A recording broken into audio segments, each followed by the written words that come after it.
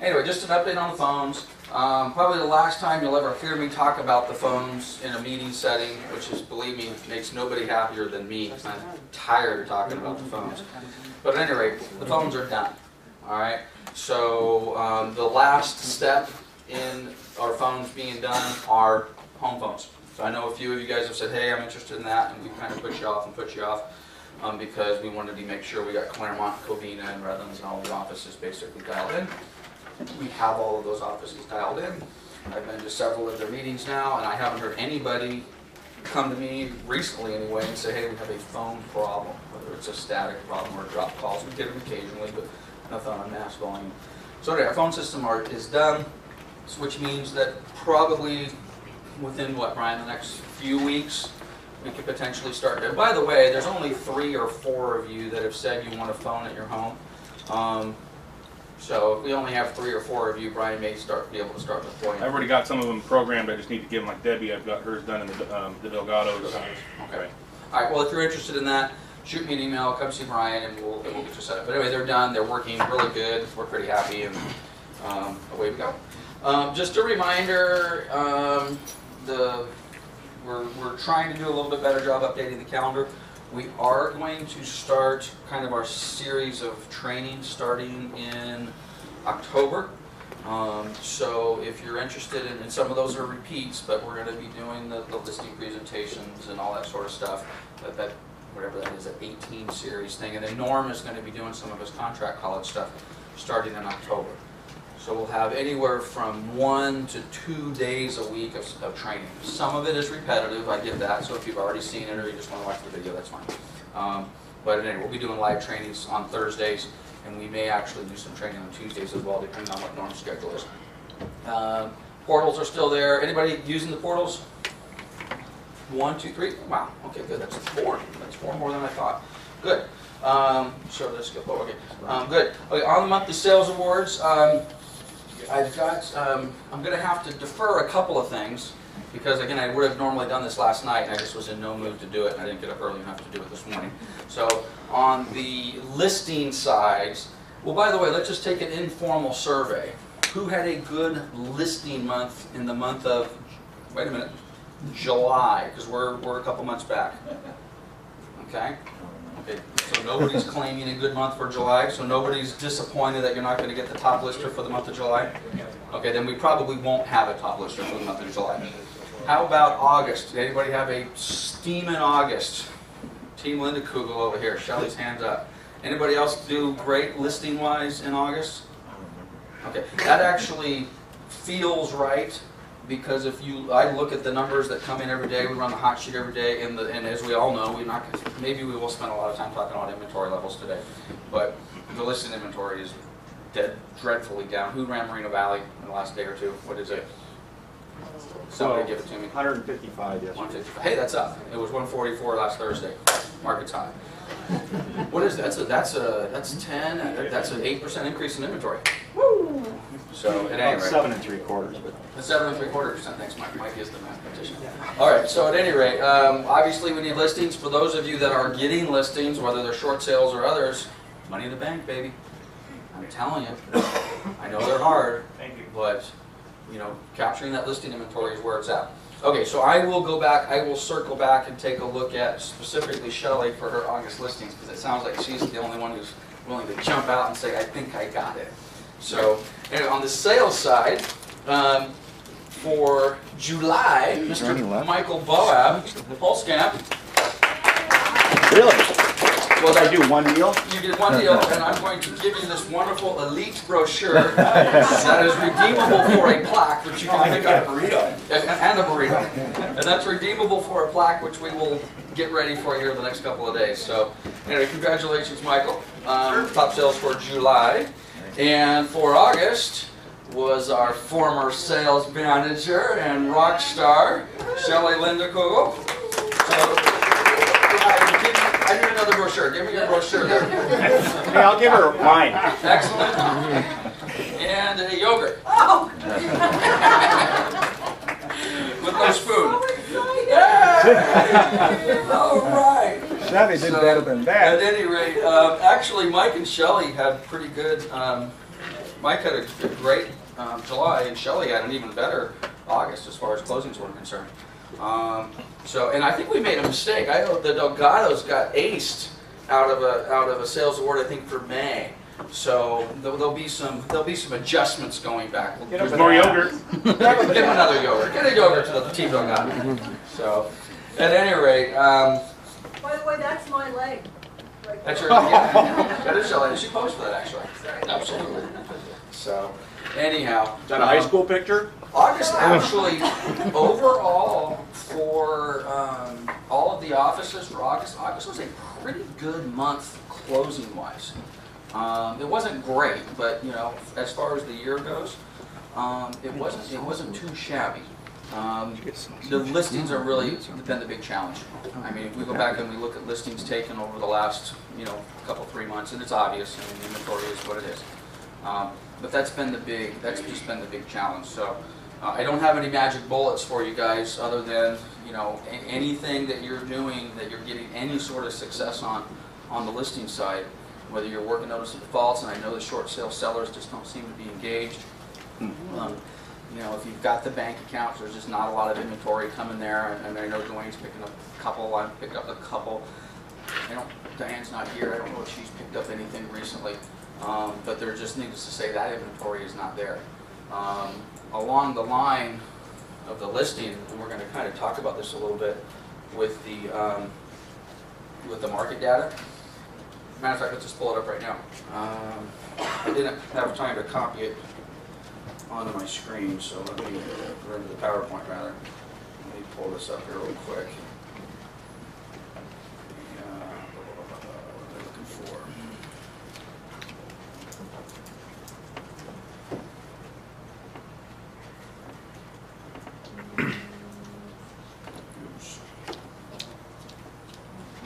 Okay, I'm just going to pull up CRMLS. Medium price, here we go. Okay, this is medium price CRMLS, a little bit difficult to see. I think that says 6.4% increase from 2 years ago. But if you actually look at February of 2012, at least as far as this chart is concerned, was the bottom, if you will, for median price for all of CRMLS. Since then, and I think I already did the math on this, but we'll let Mike test me out. February of 2012, median is this number right here. We're looking at the sold. It's 214,300, and the median as of August was 250.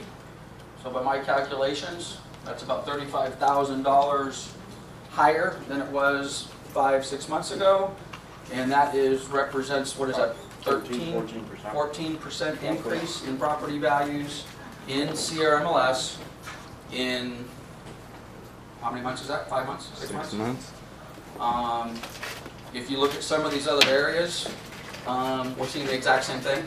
Look at Marina Valley. I mean, Drew's written 240 offers for that investor in the last 3-4 weeks, and everything, multiple offers, same old story, above list price, cash, you were telling me just a moment ago, same story. So, now the good news with this, and again, I don't want to get into too much of a debate as to whether it's artificial or whether you're comfortable with it, because it is artificial and I'm not comfortable with it, but it is the reality that we're dealing with. How many people went from a short sale to a standard sale in the last 3 months in CRMLS? I would think a few. Okay, I don't know what the number is. I don't know what the percentage is. But if you were on the cusp and you didn't necessarily want to go through a short sale and all of the headache and the hassle to go with this, and I think I told this story a month or so ago with Taya, who had a client out in Claremont. I think we're going to start to see some people that are going to qualify as standard sellers, and they may not have a lot of equity. Maybe they have no equity. Maybe it's just an even Steven deal. But we're starting to see. Remember, I said 4 or 5 months ago we're going to see a 50% increase in property values by the end of the year, or certainly within the first quarter. I still believe that. I'm more convinced now than ever that we're going to see huge jumps in property values. And we'll see. We'll see if that holds true. Which means if you have a seller who's on the fence as it relates to values, or can I now sell a property that was a short sale 6 months ago that's now not a short sale today, you need to get back on the horn with those people. You know, I do think there's a lot of people who are not in default, by the way, so it doesn't necessarily help to go to the notice of default list on those, but they've just been sitting there. I look in my neighborhood. I've got a lot of old people that live in my neighborhood. You know, a lot of old people. And maybe the properties are clear, I don't know. But I would think that there's price points for certain people that would say when it gets to this point, or when it gets back to this point, we'll sell. And they probably have those conversations with their spouse or whatever. It says, gosh, I wish we would have sold when it was X, and now it's slid back down, and now it's going to be back at X a little bit. I'm just convinced of it. So anyway, those are the CRMLS numbers. The chart is, you know, the chart is the chart. You know, it wouldn't be a meeting if I didn't show you this chart. This is the ugly inventory levels, and we're still continually working. The red bars, of course, inventory. That's CRMLS. It's not Moval. If it was Moval, I guess we're looking at 150 properties right now. Has anybody put anything in escrow in Rita Valley in the last month? I have. What? Yeah. That was a real question. That was a real question. How many, Ray? How many? Okay, well, 4 of you. That's a legitimate question. 5 of you. It's a tough nut. Tough nut. So, Shelly's falling over there. But anyway, getting back to our listing side, I think as we're starting to see these property values increase, you're going to start to see some. There are more standard sales hitting the market today than have been on the market in a long, long time. And obviously that means a lot more opportunity, quicker escrows, you don't have all the hassles and all the rest of that sort of stuff. So I thought I saw you. Did you have a comment? Or? Most of them are corporate sales. Most of them are what? Corporate sales. Corporate? What do you mean by corporate? Investors. Oh, investors reselling? Corporates, yeah. Yeah. I listed 5 last month, and 2 of them were standard sales. I see more and more Danny and I were talking about it. I see more and more standard sales coming to the market. And other than just working, what are you doing? Working? I'm marketing. Sending some letters? Sending lots of Holding open letters houses? Spirit of In the influence. office at 6, 7 o'clock at night? Open houses. I double-ended the house across the street from me, a cash transaction from an open house last weekend. We opened, double-ended it. Yeah. We, By the way, he didn't get a yogurt. oh, a burrito? I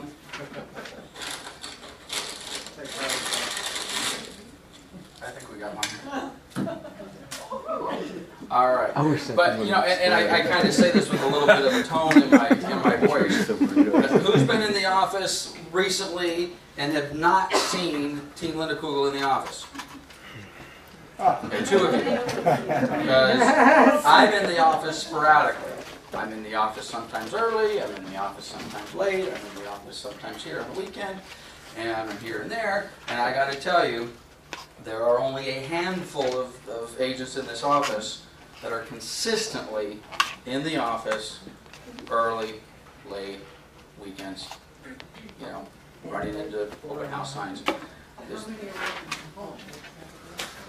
Okay, this isn't a criticism. If you're working from home, no need to be defensive. If you're out and you're working from home and you're doing all of that stuff, then God bless you. I'm one of those guys. I would be one of those home workers, that's for sure. The only reason I'm pointing out Shelley and Jim is because of this. You know, there is a work ethic and a work product that gets to, how many transactions actually was that last month? No sales side, closed transactions, 7? 7, 8? That's not a bad month, guys. I would think most of us, most of us, yeah, it's 2 years for some of us. It's a career for some of us. So, if it wasn't a little true, it wouldn't be funny. So, at any rate, we got to get out there. You got to get engaged. So if you need some help with that, come see me, and we'll give you some tips. Okay, so a little bit. I want to briefly touch on Lead Router. I made an announcement. God, that meeting we had in Ontario was only a month ago, and it seems like that was like 5 months ago. And I don't mean the one we did 5 months ago. The one we did 4 weeks ago seemed like it was 5 months ago.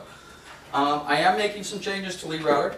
To my surprise, very few of you have kind of come up to me and said, hey, you mentioned you were going to make some changes and let me back in on lead router. But a few of you had, or have. So you will see some changes to lead router coming up probably in the next couple of weeks. I will be approaching you, or if you don't get approached by me, come see me. And we'll talk about what those are and what those opportunities are. The market data, I don't want to spend a lot of time going through these charts. I just will share with you, I think I did Moreno Valley. Actually, I didn't. We'll just pull up, again, we just looked at the CRMLS data. The Moreno Valley data basically is the same. There really is no different. The month supply for all of them are MLS is here. And if you can see the little number down at the bottom, it's a 1.7 month supply.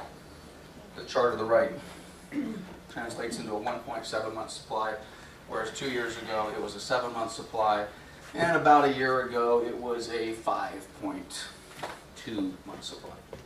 Moreno Valley's month supply now is what? 10 days. 15 days, 10 days. That's why I asked the question, and I didn't mean it to be funny, who sold a house in Moreno Valley in the last month? It's tough. Who has buyers for Moreno Valley right now?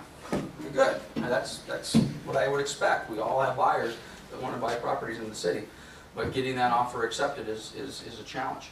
So, at any rate, I don't know where ultimately we're headed with inventory, but I'll give you. Well, actually, let me show you this, and we'll kind of open this up for some dialogue a little bit. This is an email. Who's subscribing to Housing Wire? Anybody? If you don't subscribe to Housing Wire, you should. I mean, it's just one more email to kind of fill up your email box. But it's between Housing Wire and DS News, they're probably the two best. And again, don't just think, oh, it's only REO stuff. It's not. It used to be more REO stuff, maybe 2-3 years ago. It's just market data. Okay, it's just really good. There's a lot of stuff on the mortgage industry, what have you. But anyway, this came out 2 days ago. I have yet to have this confirmed by Fannie Mae direct, but this to me is a big deal. Okay, and I think we all should kind of take a look at this and maybe talk about it a little bit and see if you guys think the same thing I think when we read this. And basically the headline is Fannie Mae moving REO management in-house. Okay, and what that means for those of you that aren't in a Fannie Mae account and have been worked on them, which is most of you, but you may be familiar with a few years ago, Fannie Mae on all of their foreclosure, Freddie Mac as well, decided to go to an outsourcer platform. So in other words, 100 properties are foreclosed upon, they come into Fannie Mae's inventory. 5 years ago, 100 of those 100 properties were all basically managed and dealt with and sold, listed and sold through Fannie Mae's internal process. You would literally be working with an employee at Fannie Mae, whether they were in Dallas or whether they moved to Irvine or whatever it happened to be. About 4 years ago, this was in 2008, Fannie publicly came out and said, we are abandoning that model and we are going to go to an outsourcer model. And for the last 4 years, I don't know, I might have the numbers wrong a little bit, but for the last 4 years, if they foreclosed on 100 properties and those 100 properties came into Fannie's inventory, Fannie Mae's in-house people would process, let's just say 50 of them, okay? And then the other 50 would be outsourced. We've all heard the word outsourcers as it relates to the REO stuff. Atlas REO, Old Republic, Equity Point, VRM, whatever. The list goes on and on and on. So it's been a good thing. It's been a good thing for the industry. It's been a good thing for me. It's been a good thing for the office. Because in the beginning I thought it was terrible. Matter of fact, Debbie may remember when they first did that, we got an email on a Friday afternoon. An email said, these 15 properties that are now listed with Fannie Mae have been pulled off the market. They're no longer yours. No explanation. It was not a fun weekend. Monday morning, we got 15 emails from, I don't know who it was, Old Republic or somebody, that said, hey, guess what? You've got 15 new listings. Same exact 15 properties that we had just lost on Friday. Of course, with no explanation from Fannie. It would be Just, nice if they would have told you yeah, both on Friday. you would think, or at least said this is what's going on. Like I said, it made for a fun weekend. So at any rate, that was the start, and I think that was somewhere around 2008, maybe 2007. But at any rate, that was the start of Fannie Mae using outsourcers, and then from that point, they started outsourcing a good portion of their business. And the theory, in part, was two things. Number one, the volume is going to be large. We need extra help to help distribute the REOs. Cheap help. And then, secondly, or maybe firstly, I don't know which was the priority, is Fannie Mae wanted to get out of the REO sales business. In other words, they wouldn't have to pay asset managers and the staffing people the salaries and the benefits and the insurance and all the rest of that, because when they outsource it, it's all independent contractors. And frankly, it didn't cost them any more anyway, because what they did, if it was a 5.5% commission, if it was with Fannie Mae, if the commission stayed 5.5%, they gave it to the outsourcers, Delgado Outsourcing Company, said it's still a 5.5% commission. Delgado said, okay, great, we'll work for a 0.5 point, and then they cut the listing broker's commission from 2.5 to 2. It didn't cost Fannie Mae a dime. It completely eliminated the payroll. So with that background, that's been the policy for Fannie for almost 5 years. If you can read the whole article here, basically it says, and about 2-3 months ago, Fannie started chopping off outsourcers. Frankly, the best outsourcer that we do business with was Atlas REO. They got canned by Fannie probably 2 months ago, maybe 3 months ago. Well, at any rate, the remaining 3 outsourcers got their pink slips sometime this week. And over the next 3 months, Fannie Mae will no longer be using outsourcers to sell their REO stuff. They're going to bring it all back in-house. It's a complete 180 from what they were doing before. So why do I take 5 minutes to explain all this to you? My interpretation of this is the following. Fannie Mae does not expect to be pushing a whole lot of inventory into the marketplace in the next 12 months. If they did, they have the infrastructure set up to do it in the form of these outsourcers. And given that they basically let them all go, they must be anticipating a very controlled level of inventory that they can handle in-house. So, if any of us were expecting a wave or a tsunami of REO properties, and although this doesn't apply to Freddie, for all intents and purposes, I think this applies to Freddie as well. They may continue to use outsourcers, but the larger point is the REO inventory does not appear to be in Fannie Mae's sites at high levels. So I have mixed feelings about that. Obviously, I'd like to see the market clear, and since we do business with Fannie, I'd like to see more Fannie Mae REO in the marketplace. But maybe part of it has to go back to that chart we had up just a few minutes ago. As property values are rising, which I really, truly think is the master plan. The master plan is keep the inventory artificially low. We've already seen a 13% increase in property values in the Inland Empire in 5 months. And frankly, it's going to eliminate a lot of the potential REO market. So if we could just force the short sale sellers to sell, that would really make a big difference. So anyway, if you're not, anybody feel any differently than what I just said? Does that make sense? No? Can't? I'm doing one? Don't care? One way or the other? Makes sense. You like that?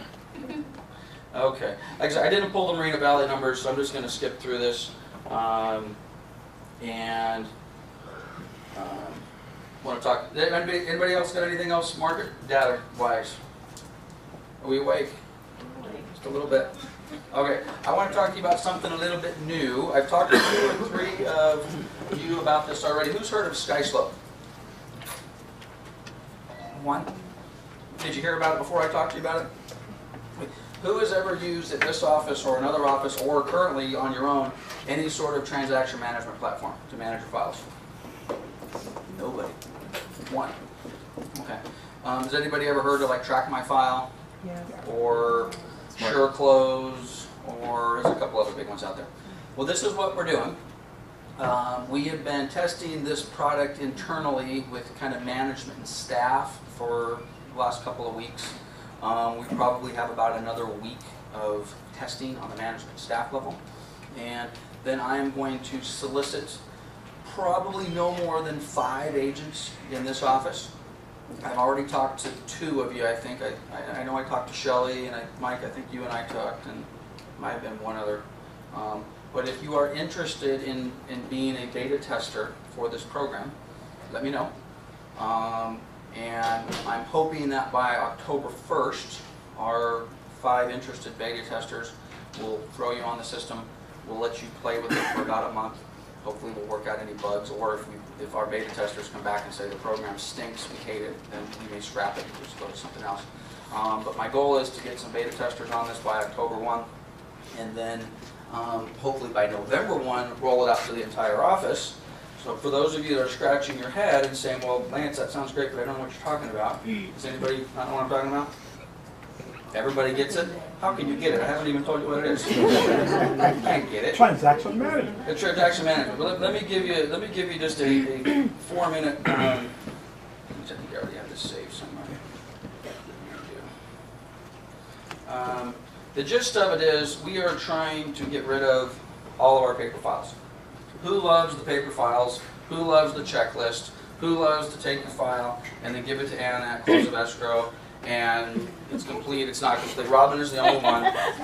Okay. I like paperwork. Okay. What this would do, and I know this isn't for everybody, so just relax. If you hate this, then I just have 2 things to say to you. If you hate it, don't come to me and ask me to be a beta tester, okay? And then give it some time before you pass judgment when we talk about this again in November. But this is the gist of it. It's an online file. It is nothing more than paper file. It's online. Okay.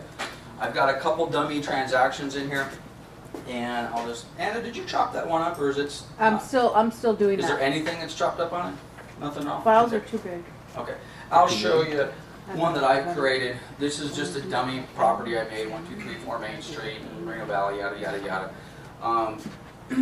The way this would work is if whether you're a listing agent or a buyer, whether it doesn't matter who you're representing, buyer or seller. You would come in, this is web-based by the way, access it from anywhere you've got an internet connection.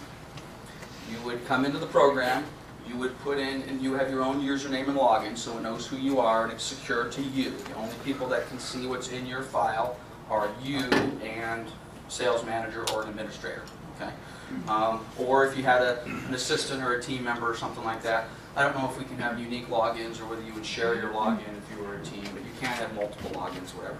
But anyway, you would come in, you would put in your information, 123 Main Street, sales price, yada, yada, yada, yada, yada. It does have a place to put in who the people are, you know, who's the seller, who's the buyer, who's the escrow, who's the title. All of that is unique to you. So if the Delgados thought this was great and you wanted to, I'm assuming, well, I don't want to assume this because I know it's not true. Most of us don't have any sort of contact management system. Okay, for those of you that do, this is probably not as necessary, but for those of you that don't, this is a nice way to keep track of who all your people are. And if you type in Joe Smith's email, it saves Joe Smith's email. And I don't want to get too much into the minutia. But anyway, it has contact information for everybody involved in the transaction, buyer, seller, escrow, title, yada, yada, yada. It has basically commission breakdowns. So very simple. What's the sales price? What's the commission? Is there a referral on it? You can plug all that in. One nice thing that it does is it also allows us to track deposits. Okay? DRE, trust fund handling, all the rest of that sort of stuff. This is a really, you know, Shelley and myself and the other managers for a year before Shelley's departure into sales talked about what's going to be a better way for us to manage tracking deposits that come in earnest monies on offers. And I think for the most part we're doing pretty good with our paper log, but we've been looking for an electronic method to do it. This would be an electronic method for us to do that. Okay? So you basically, how much is the check? What did you do with it? Was it posted? It wouldn't necessarily eliminate the logbook, but it gives us an electronic DRE trackable record of where the deposit is. And of course you can also scan it in there as well. It's got property information I'm going to skip over, but let me go to what the core of this is really all about. There is a checklist for your file. And this isn't done. I'm going to try to make it a little more user friendly. But the checklist, basically, this was the equivalent of our paper checklist. I understand Jim really, really loves the paper checklist. Who loves our paper checklist? Who hates it? Why do you hate it? Because I love that. It's a pain in the ass. Yeah. Okay? I look at it, my eyes just go crazy. You know? Do I have it? Do I not have it? You know, Jim was pointing out last night that the descriptions don't match. You know, unless you've been doing this 100 years. You know, Shelley pointed out a perfect example. What's the technical name for the TDS? Transfer Disclosure Statement. Real estate transfer. Is that the technical name? No, it's not. It's the Real Estate Transfer Disclosure Statement. So if you're looking in here, you're looking on the checklist, you're looking on WIM forms, I need a TDS. Where the hell is it? You know, what's the technical name for an agency disclosure? It's not agency disclosure. It's the disclosure to represent blah, blah, blah, blah. Anyway, so anyway, the names don't match. So basically what this is, we would take our paper checklists, can never to be seen again. Okay? This would be your checklist. It would say, I'm going to turn this off. It would say, this is the checklist, and it's not done. We've got some typos and some stuff in here. But it basically would say what's required, what do you have, and then you would basically load them in as you get them. It would be the equivalent of taking it, stuffing it in the file. By the way, if someone gets a purchase contract signed by a buyer last night, what are you guys doing with that purchase contract other than stick it in your file? In other words, let me ask a different question. You're all taking those purchase contracts and you're putting them on the manager's desk for approval, correct? No, not so much. Not so much. Okay. Who's got a contract? There we go. Just give me a page. Give me just that one page right there. Lower left corner. Excuse me. Lower right corner. Everybody familiar with the lower right corner? What's that say? Reviewed by. Date. Who's that reviewed by supposed to be? Well, it's supposed to be you. Me. Okay. What's that date supposed to be? Within 5 days. Yep. Are we doing that? No. No. Am I potentially creating a problem for myself? Yep. Yep. Okay. This eliminates that. Okay. You don't have to come in and put them on my desk and have them sit there for 3 weeks and then you say, well, at least I gave it to you. You take them, you put them in the file. These are PDFs. Oh my God, I have to download a PDF. I have to get it in there? Yes, there's a bunch of ways to do it. I'll show you how. But you put it in the file, your file, okay, electronically. We get an administration side, myself or Anna, or it could be Norm in another office, or whoever we designate the checker, gets a little workflow that says, hey, the Delgados have an accepted offer on 123 Main Street, and here it is. We look at it. We say it looks great. We click accept. You guys get a little note back, and on your side, it says it's done. You never have to go in and touch it again.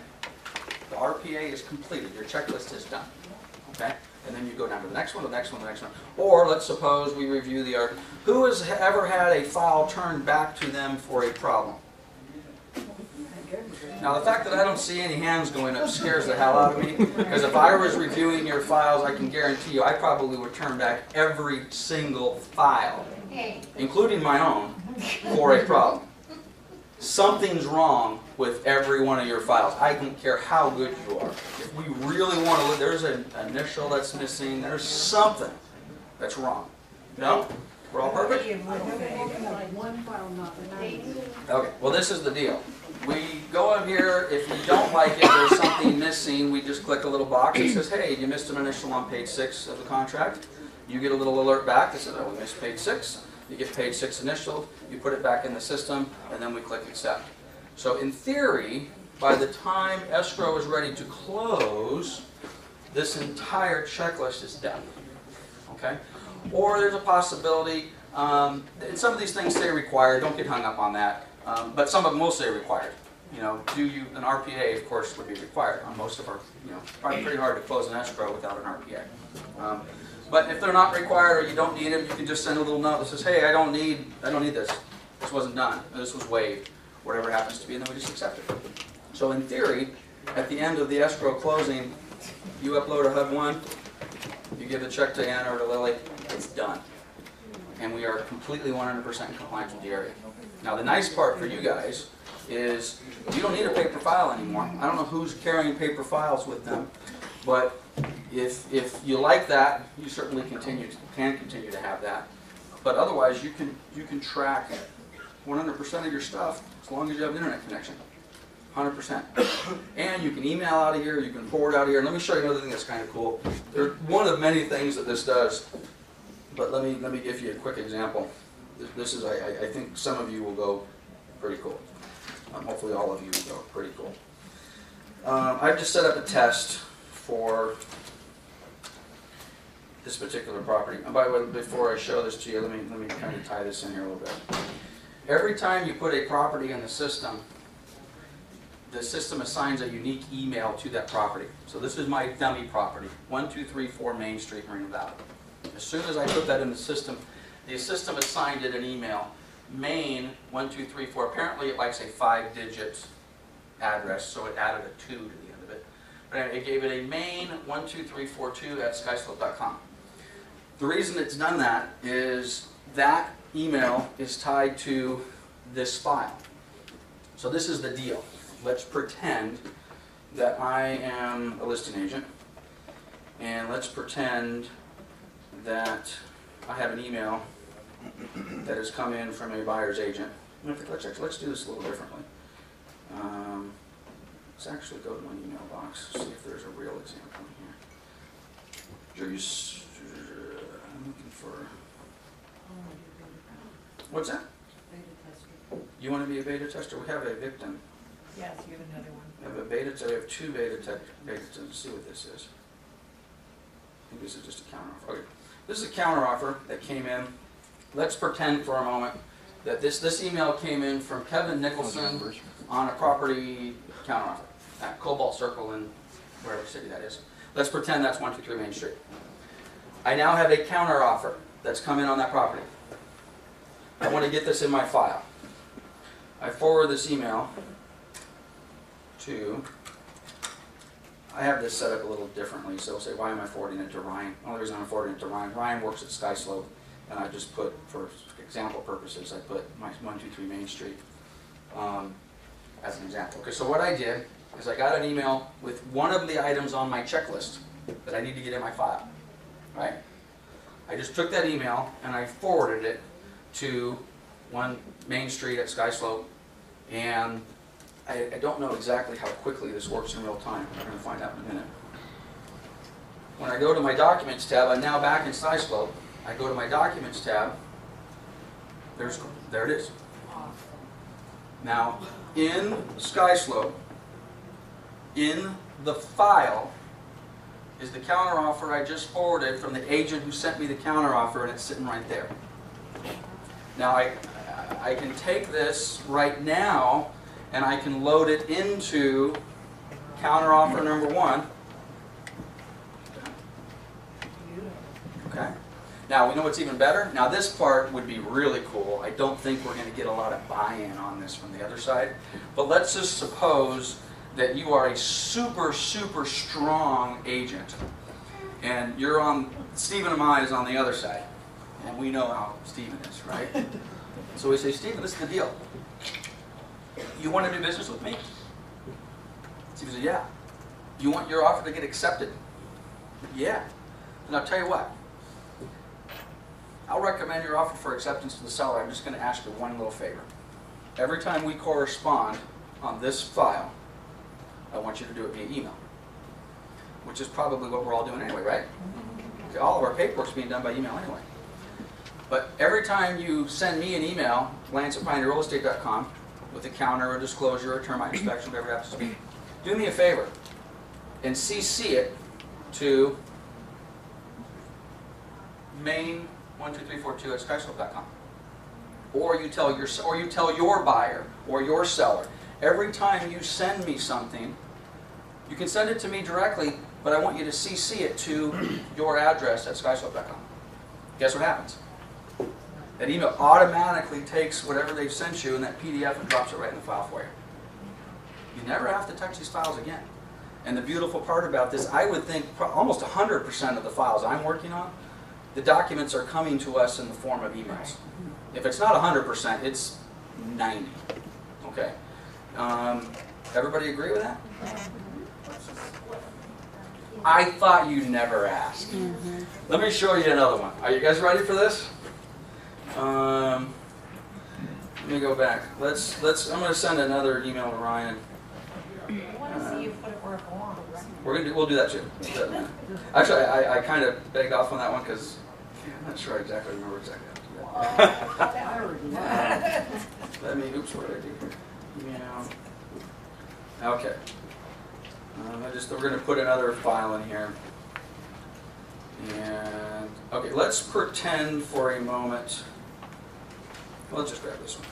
Okay, now this obviously has nothing to do with our transaction. I just grabbed a median price for the city of Covina, and I emailed it into SkySlope. Okay, who has gotten an email from an agent, or maybe you've got it from your client, the buyer, the seller, and in that email they have sent you a copy of the listing agreement, the agency disclosure, the TDS, they've sent you a 20-page PDF, and which represents 4 different items on the checklist, right? Happens all the time, right? Are you ready for this? Well, then they send it as 50 How are megabytes. you? This is super duper cool. I got to refresh and go back into this. Now the email I just sent only has 2 pages, but it doesn't matter whether it's 2 pages or whether it's 102 pages. Hopefully it's going to be there. Oops, it doesn't look like it came through yet. Okay, well, we'll just use another one. Let's, can I use another one? There's one that's already in there. Let's grab this. Okay, let's pretend for a moment this email just came in and it's something. There is a button that's called split. Close that. By the way, it also lets you preview it. I don't know if you noticed what just came up. It'll let you preview it before you look at it. But you hit the split button, and the split button basically says, oh, okay, you want to do something with this. There's a 2-page document here. What is it? So you say, well, page 1 of 1, and again, if it was, let's say it was an RPA, obviously it'd be page 1 of 8. Page 1 through 1 is the RPA. Page 2 through 2 is the TDS. Okay? And you click split. What that is basically just done is it's now split that email in the TDS and the RPA. Perfect. Oh, yeah. You liking what you're seeing? Okay. How's it do it? I don't know. It just does it. No, keep in mind. Now let me go back to that split screen. Maybe I oversimplify this a little bit. You guys do have to there's a little bit of effort in here. It doesn't just know what. You have to go, let's take this CRMLS thing just again. Oops, let's go back to this documents.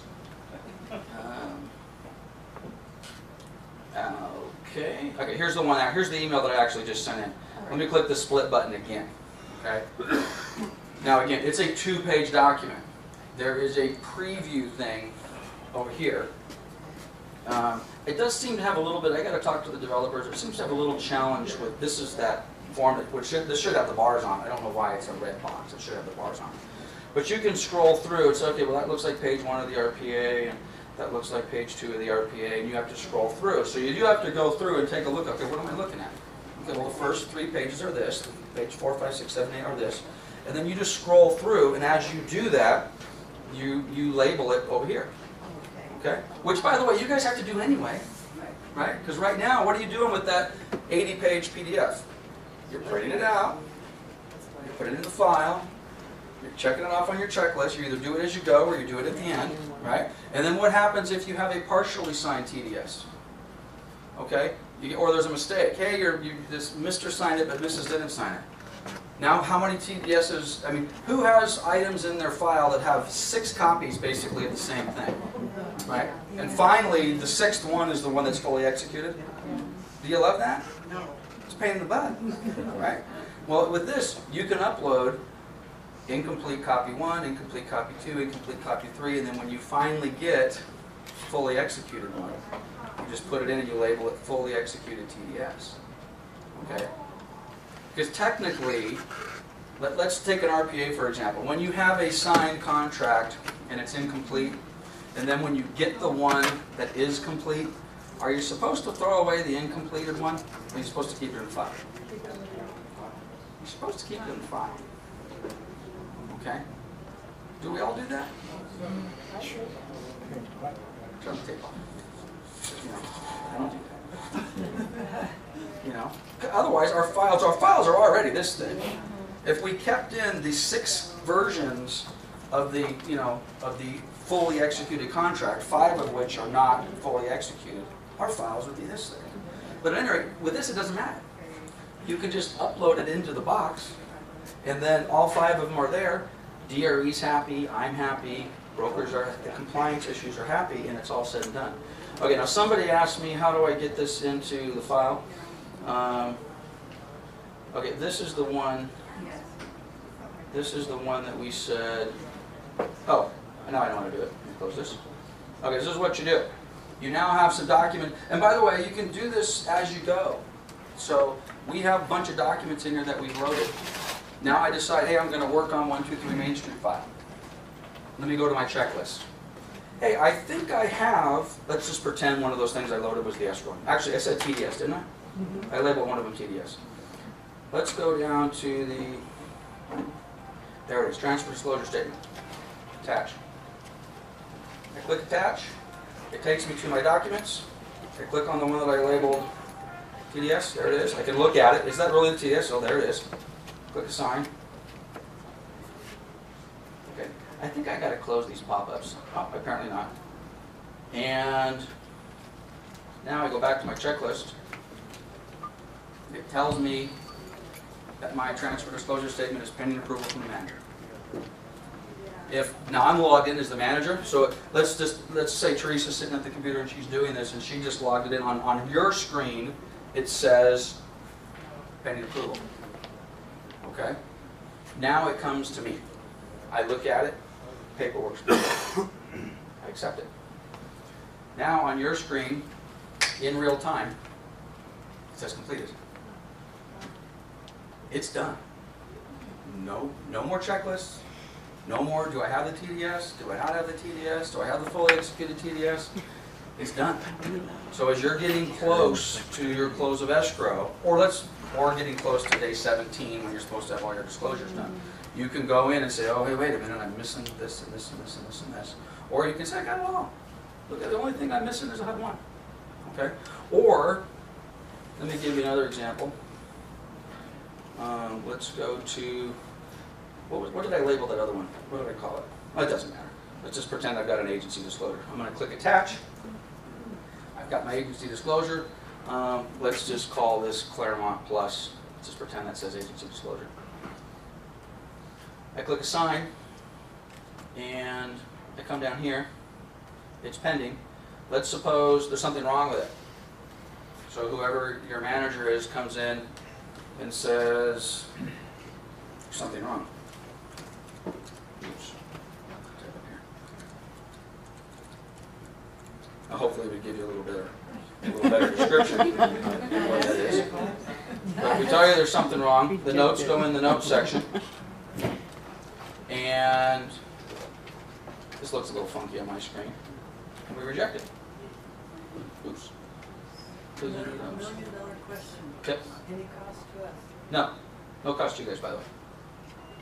Did you get that? No cost to you. Well, let me ask you something. No, I didn't. Let me ask you guys something. Doesn't like your answer. Well, I think I have to type reject before I type the no. I think that's the problem. I'm going to click submit. Yeah, I think I had to click the reject button and then tell you why I rejected it. I'm learning too. Okay. Maybe now I got to reject. Anyway, I'll figure it out.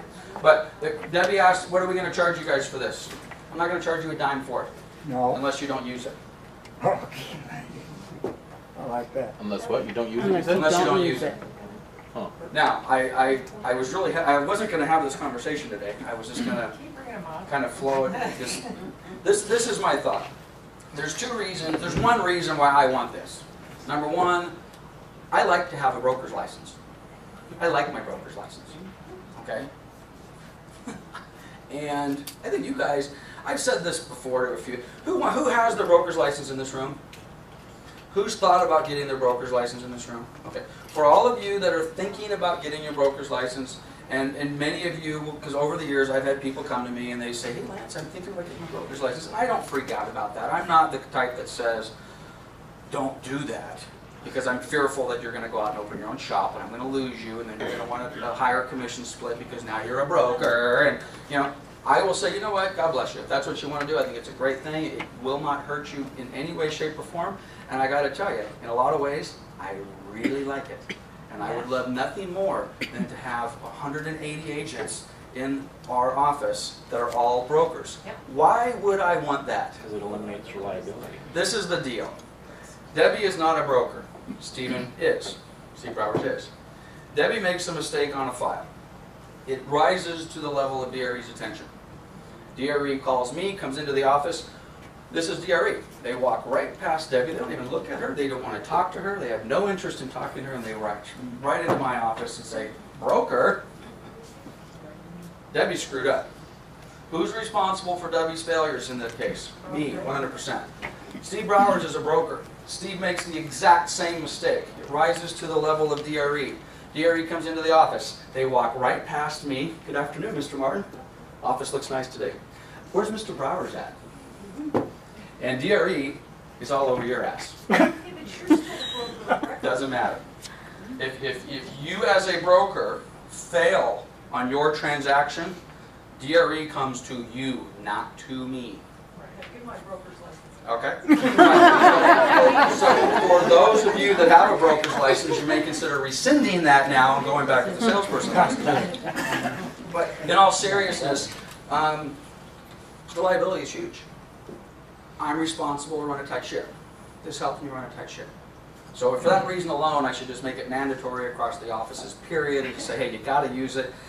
If you're technologically challenged, I'm sorry. If you don't know how to upload a PDF, I'm sorry. If you just can't do it, I'm sorry.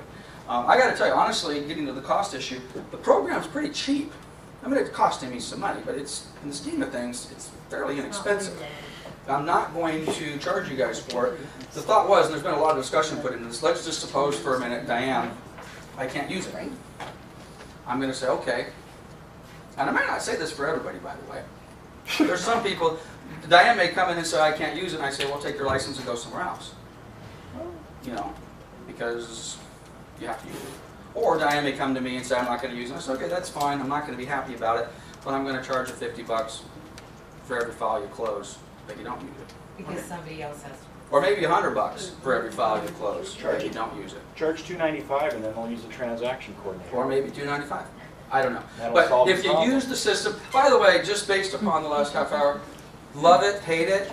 Love it. Raise your hand if you're loving it. Love it. Who's got a guts to say they hate it? So y'all love it. Okay. Who's not awake? Enough said, let's move on. What about after the transaction closes? Do you still have access to the file? Thank you. Yep. The files, beautiful.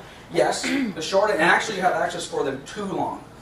DRE says that after 3 years, it's permissible to shred the file. Now, I'm kind of anal technology. In the old days, we used to have, you know, pay hundreds of dollars a month for storage lockers, right? And they collect dust, and you need to get a file, and you go over there, and you'd be filthy, and you get it. And then as the, you know, the storage locker would fill up, and you're like, well, geez, I either need to shred some files or I need to get a bigger storage locker. So then you call the shredder and you get rid of the ones that were 5 years old, 6 years old. And it's 3 years. This program, I think, keeps them indefinitely. Having said that, on month 37, I'm deleting them. Okay?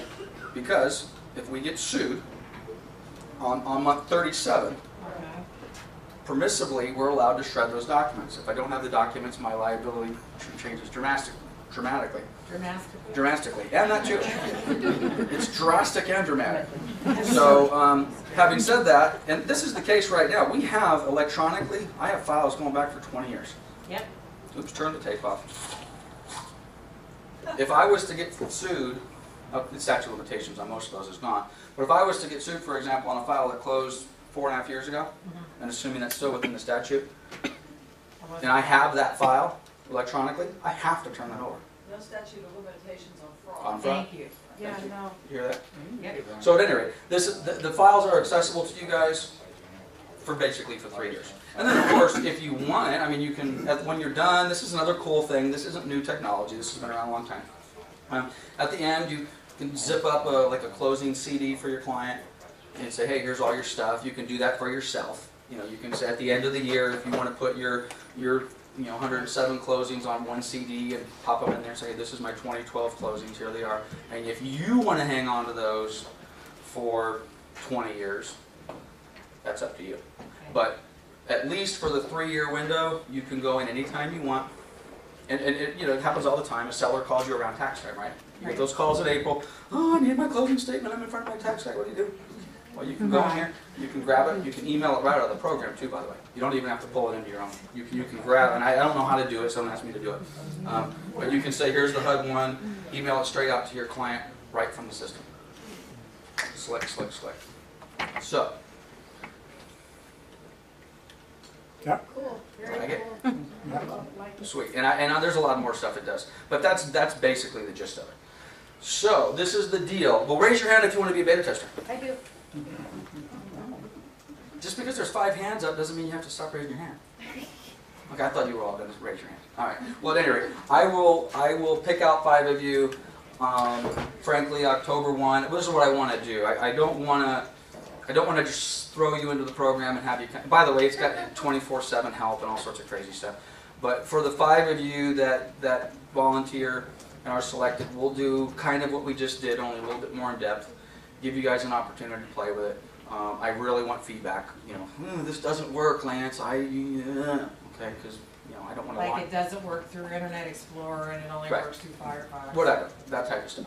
So, anyway, but that's the goal. And then hopefully by November 1 we'll get the whole office on that. And it'll eliminate.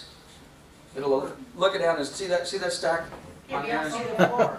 Okay, and you see the floor. You see it on the reception desk. That is so bad. I cannot tell you how bad that is for a variety of reasons. There's 25 reasons why those would appear to be 3 closed files on top of the thing here.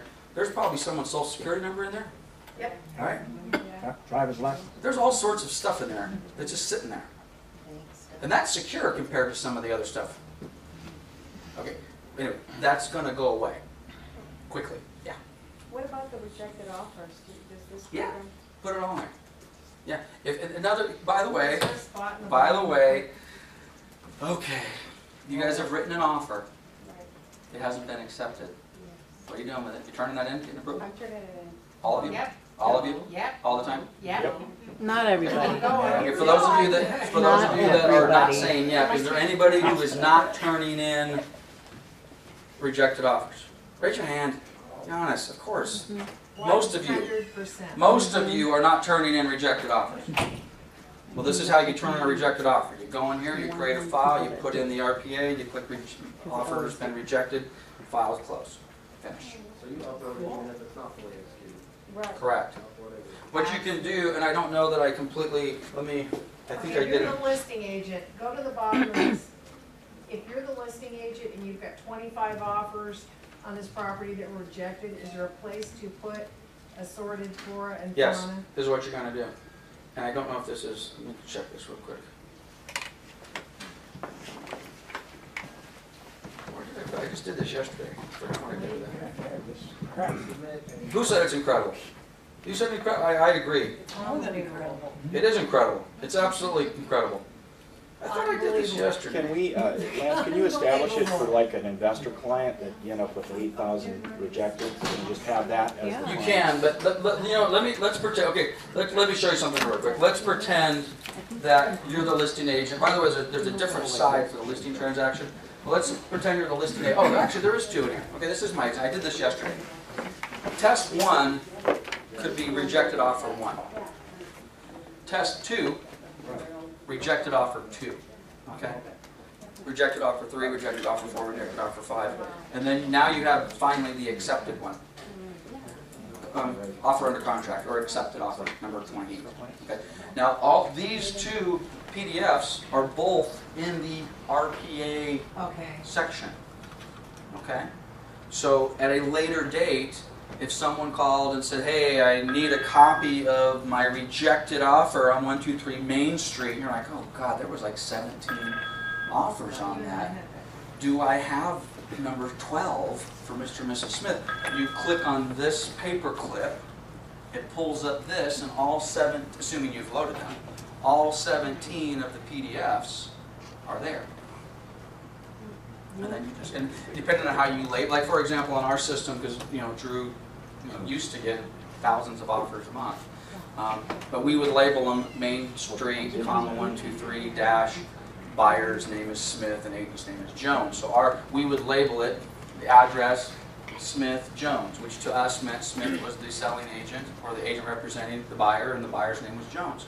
So we could very easily see, oh yeah, offer number 12 is the one you're looking for. All accounted for, all DRE compliant. Lou. Why is the agent responsible for this rejected offer? I mean, why don't... Why is have the it going listing agent over? responsible for, or why are you as the listing agent, or Yeah. why are you as the As a selling listing agent? agent. Why is the listing agent Probably responsible? not so much.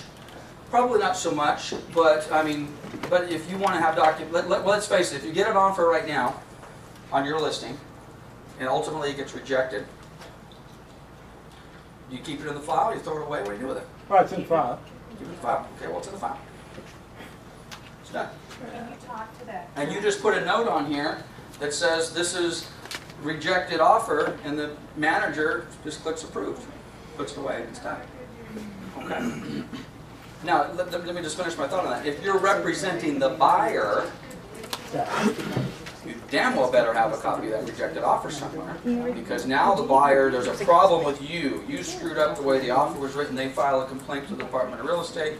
Says, hey, Lou didn't represent me properly on a representation on 123 Main Street. They send me a letter. I'm like, 123 Main Street, we never closed escrow on 123 Main Street. I don't know what the heck they're talking about. Lou never got paid on 123 Main Street. And the DRE says, oh, no. This was an offer that was written by Lou, submitted by Lou, was rejected, and Lou messed up. And I don't even have a copy of it. Again, raise your hand if you're not giving me copies of rejected offers. Be honest. All right. Well, this helps keep me in check. Helps keep us all in check. Tom? Can you move that little box? Yes. I just want to see the top. It appears this is like property specific. Can we do it based on people specific and cross-reference? For example, if we're working on an investor, one guy, and he's got like 20 different properties, can we just go to that guy and manage all of his stuff?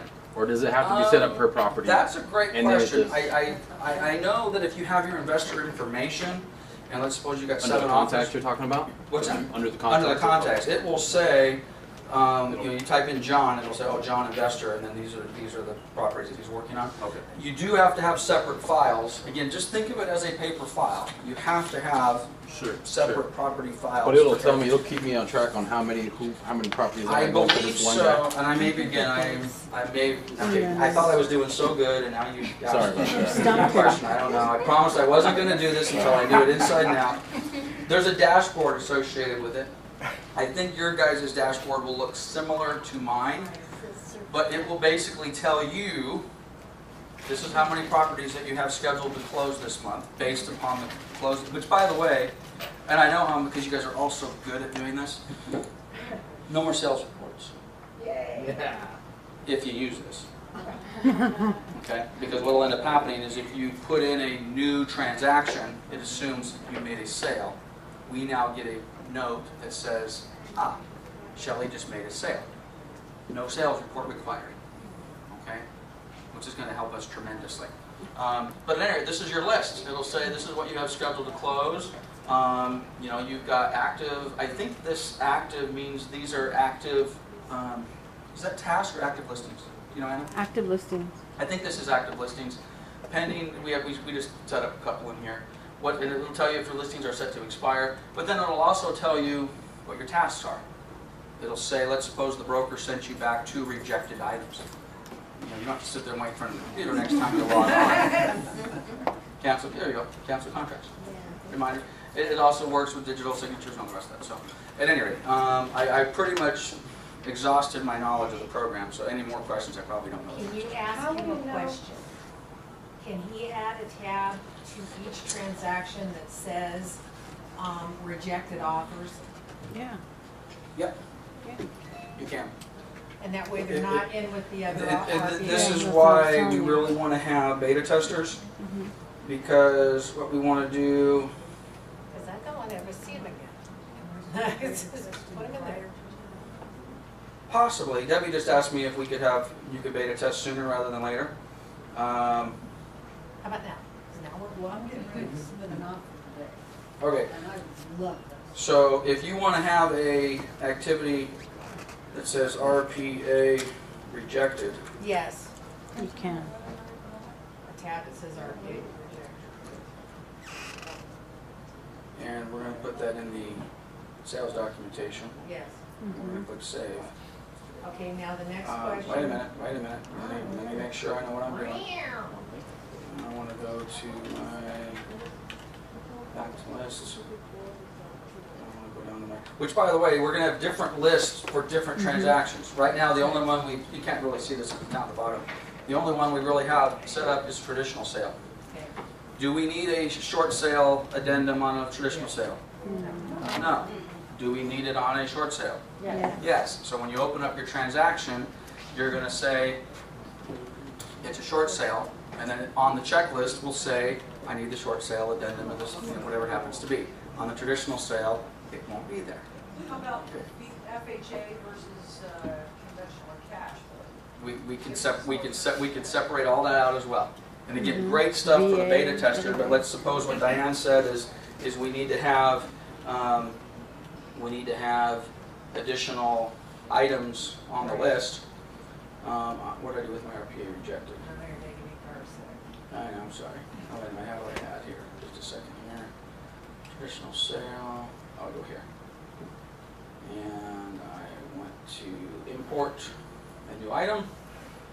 And I want to import what I just typed. This all has to be ordered, and all the rest of that sort is probably at the bottom. There it is. I want to import the RPA rejected. I click save. Now it is on the traditional sale. If we go back, I wonder if it'll do it for the one we have open. Let's go back to our sale on Main Street and see if it's there.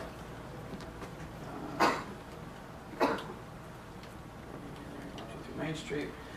These all have to be ordered and all the rest of that sort of stuff, so it's probably not going to be at the top or the bottom or whatever. This is another reason why we kind of want to put it on the bottom. Actually, I don't see it, but if I was to create a new document, there would now be an action in here for you to put in all of your rejected RPAs. Okay? What about, can you ask him also about creating a file that is investor buyers that we never have the listing, so that we can just put all of Fred Smith's offers together? I think that kind of goes with what Thomas is asking. That's exactly what Thomas is asking. Yeah, because how would you know who?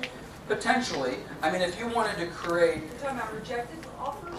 Any For Joe connectivity. Smith. for one specific property. That's how we file them. I mean, we file them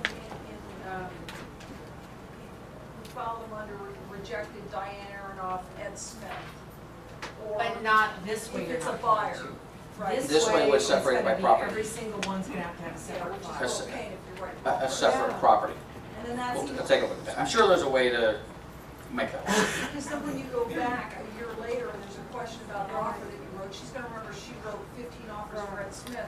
She's not gonna remember that she wrote one offer on Townsendia and one on. Or that it was Foxia. Tuesday. Well, one thing I think you can do, I think you can sort by. Use the investor don't name buy at client. SkySlope.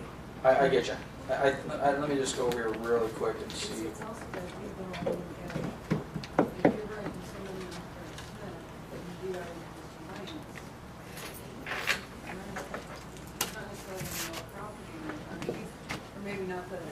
Lance, they can probably send it just to that investor@skyslope.com Probably email so. and then separate it out by address. Well, what I'm trying to do, and it's not working for me, But You can do that. when you go to your all of your transactions, I think you'll be able to search by Smith. You search Ed Smith and it will say this is everything that Ed Smith has. But that'd be great if we could have just one category like your traditional I got center, you. so. Okay, this is all for our beta testers to come back and we'll see what we can fix. Hopefully those type of suggestions will be easy and they'll say, yeah, bam, we can make this thing work.